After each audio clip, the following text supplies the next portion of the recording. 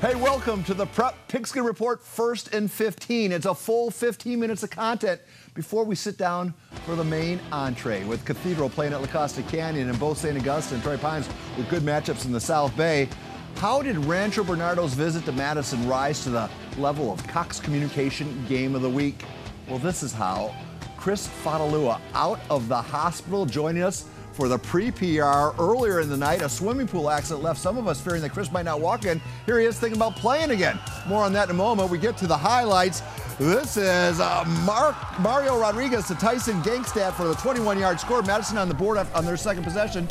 For second quarter, Noah Morris finds Angelo Ducksworth for the 10-yard gain. And then it's on fourth down, it's Gaylord from 1 yard out. Point after fails. Madison's up 7-6. Second quarter, Madison with the ball. Johnny Tanner with the pick off the tip pass there. It'll set up this. Next play, Johnny Tanner will find Jackson Carpenter. It's a 50-yard bit of razzle-dazzle. Reverse pass, throw, touchdown, 13-7 RB. Second quarter. And the number one player on the PPR top 30 countdown, number 10 in your program, number one in your heart, Keenan Kristen goes in for the score. Point after no good. This game is tied at 13. So we jump ahead to the fourth quarter. 4th and 1. Daniel Stokes in at quarterback. And you know, he's got some wheels too.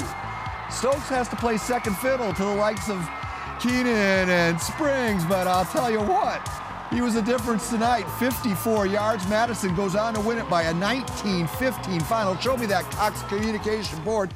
Daniel Stokes threw for 32 yards on a pair of completions, had 145 yards rushing, 60 yards receiving, and that touchdown there, that was the difference. Let me introduce the newest member of the PPR team. We call him Bert, Bert Grossman. Bert was at the game, was with me all day long. Bert, first of all, you're an author, former Charger, yes, former coach, yes, Emmy Award winner, and now you're a PPR analyst. How do you rank that on your bio? This is amazing. I had no idea what a production this was. I came in here and you at least had 50 people here. It was shocking.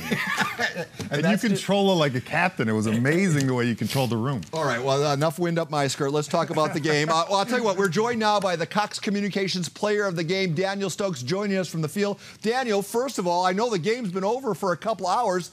Thank you for hanging out. Do you feel like you have to play second fiddle to this squad? And here you are, you were the difference maker in game one? I do what's best for the team. Coach Jackson, he puts me where it's best for the team. I'm playing out receiver. But when Coach Jackson calls me in to go to quarterback, I do what's best for the team. And that's what I can do for my team, and I'm glad I can do that. Okay, Bert said you were the player of the game. Bert, you got a question for him? I do. So what was interesting to me was you guys ran the spread, and then all of a sudden that wasn't working, and you kind of went to the pistol, and that pretty much turned the game around with you. Do you guys practice that all week, or was it just a one-time thing, an adjustment, or did you plan on doing it for this game? We didn't really practice the spread that much. It was just something that just came up during the game, and it's just something that helped us get down the field very well, and we executed with it and had to change a couple of things at halftime, and that's what we came with. So. All right, Daniel, before we let you go, I just want to know, who's got more swag, you or Keenan? Whew, you said who got more swag, me or Keenan? Yeah. Whew. I stumped him. All right, let me ask you this question. I'll ask you a different question. Who's faster? I can't. You already know that question. I can say, Keenan got a lot of speed. I got a lot of speed, but you already know that guy's pretty fast, and I like competing with him, but that guy's very fast, but I'm part of the swag. I got a little swag on me. He can have some swag at some times, but, both of us, come together as one. So Daniel, that's all that matters. Thank you very much for hanging around. I bet we talk again before the season is over. In the 5 o'clock hour, Bert, you were talking about how it was the two-headed monster of Kristen and Springs. Was that the factor tonight? It was that guy, was it? It was that guy, and Kristen, they were obviously focusing on him the whole game plan, pretty much shutting him down. It was 9-on-1 almost. You saw him come in, great adjustments by both coaching staffs. Really well-coached teams. You could tell, though, really sloppy, the game, kind of like a first preseason game. You could tell there was less practice this year with the CIF rule, 9 or 10 less practices. But, great game and great adjustment. You don't see that kind of adjustment that early in the season and be successful. Noah Morris, because his dad coaches him there as the offensive coordinator on Tristan McCoy's staff. What do you have to say about Noah? You know, I thought he threw a lot of good balls. You know, the difference obviously was the speed of Madison.